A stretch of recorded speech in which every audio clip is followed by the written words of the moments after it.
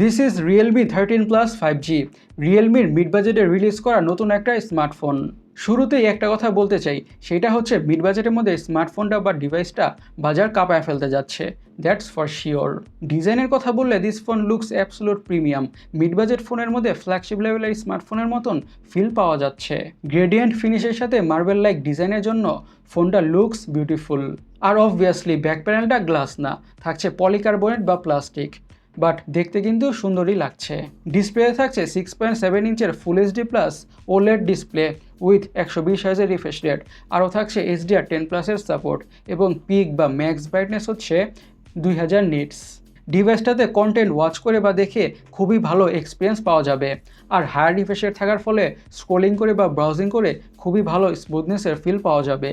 সফটওয়্যারে থাকছে Android 14 on top of Realme UI 5.0। এখন ফোনটার হার্ট বা চিপসেটটাকে নিয়ে কথা বলা যাক। ডিভাইসটাতে ইউজ করা হয়েছে মিডিয়াটেক ডাইমেনসিটি 7300 এনার্জি চিপসেট এবং এই প্রসেসরটা বা চিপসেটটা 4 nanometre based octa core processor. Mid বাজেটের মধ্যে এই প্রসেসরটা হেভি ইউজ বা গেমিংয়ের জন্য ওয়ান অফ দি বেস্ট প্রসেসরগুলোর মধ্যে একটা। ফোনটা থেকে খুবই ভালো পারফরমেন্স পাওয়া যাবে, টু বি স্পেসিফিক ভালো গেমিং পারফরমেন্স পাওয়া যাবে। তার কারণ হচ্ছে 90 FPS এ গেমিং করা যাবে আর সাথে থাকছে জিটি মোড। আরও বিস্তারিতভাবে বললে PUBG Mobile, COD Mobile, Free Fire, Honor of Kings এসব গেমকে 90 FPS এ রান করা যাবে বা খেলা যাবে।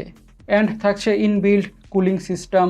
ডিভাইসটার আন্তত স্কোর হচ্ছে 7,50,000 প্লাস। এক কথা এটা বলাই যেতে পারে, যারা স্মার্টফোন থেকে খুবই ভালো পারফরমেন্স চান তাদের জন্য এই ডিভাইসটা বা ফোনটা হতে যাচ্ছে গেম চেঞ্জার। ডিভাইসটার অপটিক্স বা ক্যামেরার কথা বলে থাকছে ট্রিপল ক্যামেরা, 50 মেগাপিক্সেলের প্রাইমারি সেন্সর, 8 মেগাপিক্সেলের আল্ট্রা ওয়াইড অ্যাঙ্গেল সেন্সর এবং 2 মেগাপিক্সেলের ম্যাক্রো সেন্সর এবং সাথে থাকছে 16 বা 16 মেগাপিক্সেলের selfie camera. As a mid budget smartphone হিসাবে ক্যামেরা সেটআপটাও ঠিকঠাকই আছে, ভালো কোয়ালিটির পিকচার্স এবং ভিডিওস পাওয়া যাবে। স্পিকিং অফ ভিডিও, ফোনটা দিয়ে 4K-তে ভিডিও শ্যুট করা যাবে এবং সাথে থাকছে OIS। আরও থাকছে ডুয়াল স্টিরিও স্পিকার্স এবং থাকছে under display optical fingerprint sensor এবং ফিঙ্গারপ্রিন্ট সেন্সরের আনলকিং স্পিডটা মারাত্মক ফাস্ট। র্যাম এবং স্টোরেজ ভেরিয়েন্টসে থাকছে 6GB RAM 128GB storage, 8GB RAM 256GB storage, 12GB RAM 512GB storage, 16GB RAM 1TB storage. Now let's talk about battery. Use করা হয়েছে 5000 mAh এর battery এবং সাথে থাকছে 80 ওয়াটের ফাস্ট চার্জিংয়ের সাপোর্ট। ফোনটা 19 মিনিটের মধ্যে 50% চার্জ হয়ে যাবে।